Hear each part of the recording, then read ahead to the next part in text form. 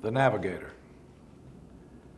Because I'm the oldest living Jew in Texas who doesn't own any real estate, and given my status in general as a colorful character, there are those who profess to be surprised that I ever indeed had a father or a mother.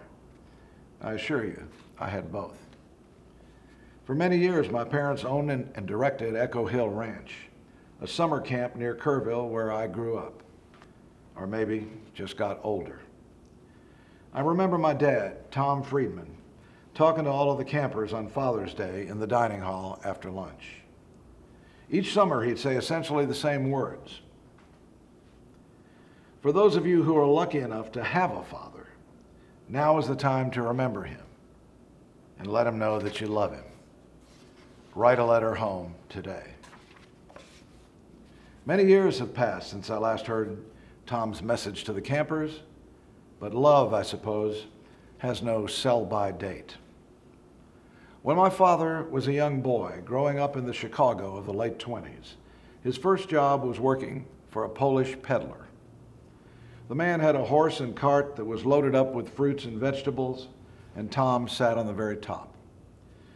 Through the streets and alleys of the old West Side they'd go, with the peddler crying his wares in at least 5 languages, and my father running the purchases up to the housewives who lived on the top floors of the tenement buildings.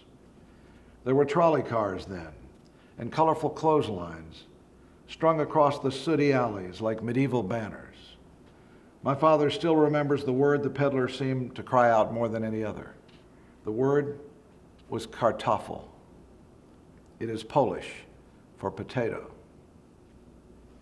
In November 1944, my mother, Minnie, gave birth to me in a manger somewhere on the south side of Chicago. I lived there 1 year, couldn't find work, and moved to Texas, where I haven't worked since.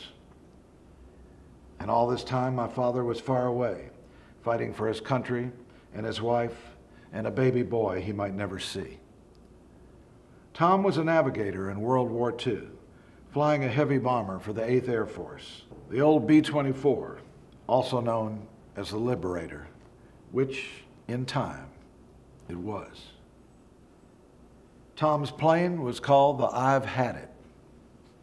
He flew 35 successful missions over Germany, the last occurring on November 9th, 1944, 2 days after he'd learned that he was a brand new father.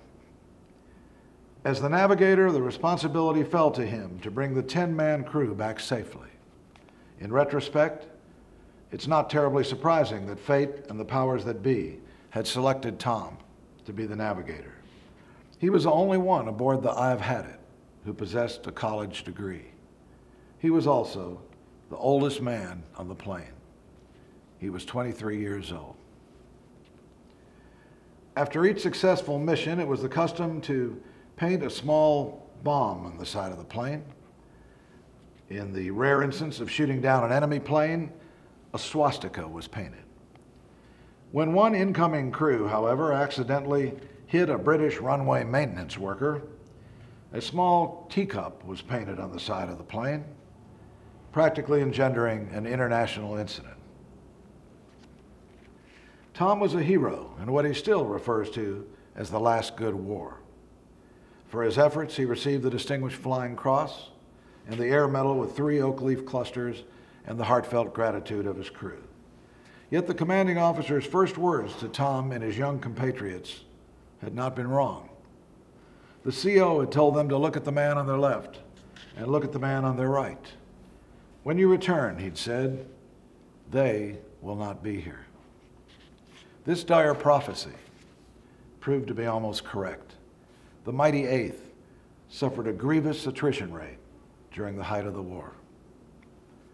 After the war, Tom and Min settled in Houston, where Tom pioneered community action programs. Min became one of the first speech therapists in the Houston public schools. In the late 50s, they moved to Austin, where Tom was a professor of educational psychology at the University of Texas.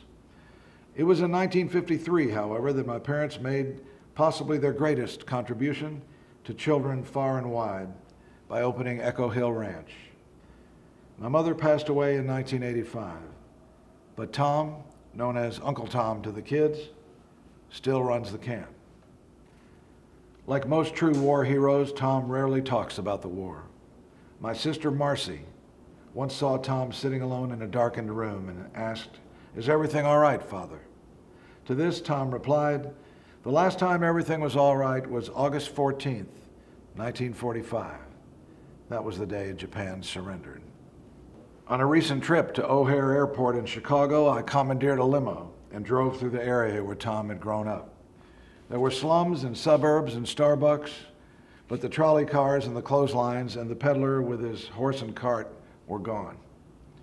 "Kartoffel," I said to the limo driver, but he just looked straight ahead.